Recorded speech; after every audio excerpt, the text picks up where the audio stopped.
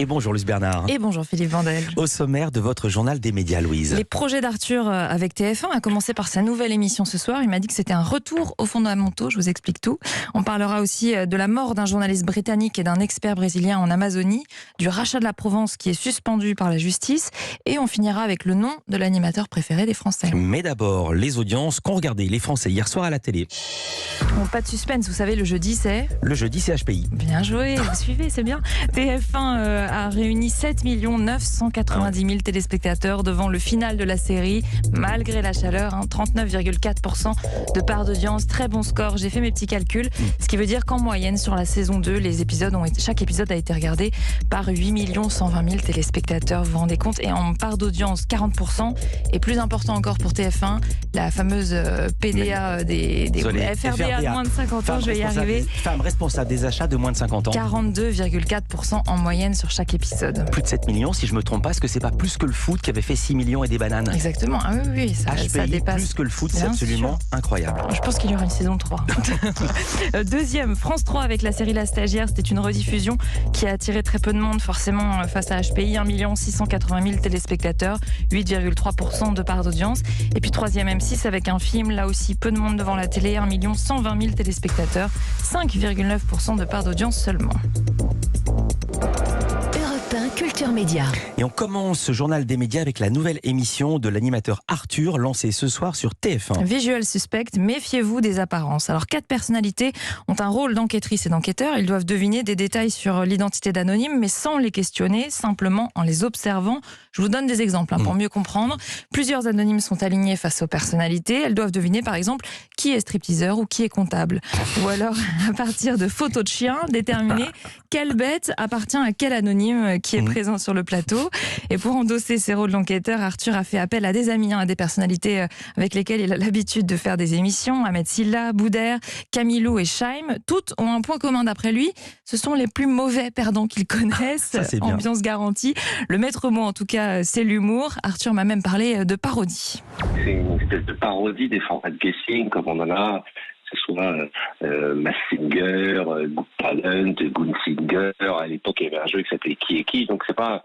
Nous, on a pris le meilleur des guessing et on l'a parodié. Je crois que c'est quelque chose qui revient au pur divertissement, comme j'ai eu la chance d'en présenter depuis pas mal d'années. Et je reviens un peu aux fondamentaux, c'est-à-dire avoir aussi autour de moi des anonymes, parce que c'est ça aussi qui fonctionne dans ce format. C'est le grand retour des anonymes à l'antenne. Il y en a 80 dans l'émission. Ça m'a rappelé l'époque où je présentais À prendre ou à laisser avec des anonymes. On rigole, c'est pas méchant, c'est pas polémique, c'est bienveillant. Voilà, rire et bienveillance. C'est ce que j'aime le plus. Le producteur Arthur parle de format de guessing, to guess en anglais, deviner. Oui, c'est les jeux où on devine, donc vous l'avez bien compris. Visual Suspect, ce n'est pas tout à fait une création, c'est en fait l'adaptation d'une séquence dans l'émission de James Corden, une star de la télé américaine. Sauf que là-bas, ça durait 5 minutes seulement. En France, c'est 120, 2 heures. Il a donc fallu créer une vraie mécanique de jeu. 2 émissions sont programmées pour l'instant. Si c'est un succès, il y en aura plus l'année prochaine. Forcément, j'ai demandé à Arthur quelle audience il espérait. Réponse surprenante. Écoutez, je rêverais de faire la même audience que la température qu'il aura ce week-end. Ce qui ne sera pas possible, parce qu'en général, quand il fait très très chaud, comme ce week-end, il va y avoir très très peu de monde devant la télévision. Mais on le sait déjà, donc c'est pas un truc qu'on va découvrir le samedi matin. Mais ce qui nous intéresse, c'est déjà de voir si l'émission plaisait, si le produit, la mécanique fonctionnait, ça fonctionne. Il y en a plusieurs, parce qu'on va pas la tester sur une. Mon manque de peau, pour moi, il fait 39 degrés. Ne sentez pas une inquiétude dans ma voix. C'est une objectivité, on va dire. Vous ne pourrez pas dire qu'on cherche des excuses à tout prix. Je vous le dis, 2 jours avant, en général, quand il fait 39 degrés et qu'il y a la canicule en France, il y a très peu de jeunes qui sont devant la télévision. Ouais, c'est pas faux. On vous donnera le score lundi, évidemment. Visual Suspect, la première émission est diffusée ce soir à 21h10 sur TF1. Et l'autre info qui donne en creux avec cette histoire de température, c'est qu'il cible les jeunes. Arthur, qui a d'autres projets avec TF1, il va reprendre l'émission Le Grand Concours. Oui, il va succéder à Alessandra Sublet, qui souhaite se consacrer à une carrière d'actrice plutôt que d'animatrice. Elle avait elle-même succédé à Laurence Boccolini et Carole Rousseau. Il va donc être le premier homme à présenter l'émission. Émission qui existe depuis 20 ans sur la chaîne. La déclinaison la plus connue, c'est le Grand Concours des animateurs. Arthur y avait d'ailleurs participé plusieurs fois. L'animateur confie au journal Le Parisien que le concours va évoluer légèrement, se recentrer autour de thématiques, mais en gardant évidemment les fondamentaux. Dans l'actualité également, le journaliste britannique et l'expert brésilien qui avaient disparu tous les deux au Brésil sont morts. Dom Phillips et Bruno Pereira ont été assassinés. 2 pêcheurs ont avoué les avoir tués par balle puis coulé le bateau avec des sacs lestés de sable pour faire disparaître les corps qui ont depuis été retrouvés par la police. Les 2 hommes avaient disparu il y a une dizaine de jours en Amazonie. Je vous en avais parlé dans ce journal. Ils travaillaient sur un livre sur les menaces contre l'environnement et les peuples indigènes. Les motifs de leur assassinat ne sont pas encore très précis, mais ils se trouvaient dans une zone où des peuples autochtones doivent subir la présence de narcotrafiquants, pêcheurs et chasseurs illégaux. C'est un sujet très politique au Brésil puisque le président Jair Bolsonaro n'est pas connu pour être un fervent défenseur de l'environnement, c'est un euphémisme. Il est favorable à l'exploitation minière et agricole de réserves indigènes en Amazonie, une politique qui laisse l'Amazonie se faire détruire, et les crimes contre les défenseurs de l'environnement ont augmenté depuis l'arrivée de Bolsonaro au pouvoir. Il reste impuni. Retour en France avec une actualité autour de la presse écrite. La vente du groupe La Provence est suspendue. Oui, un nouveau rebondissement dans ce qui est devenu un feuilleton, on peut le dire. Le tribunal de commerce de Marseille vient de suspendre le rachat de 89% des parts du journal. Ce sont les parts qui appartenaient à Bernard Tapie. Plus précisément, il a suspendu l'agrément à l'offre de rachat.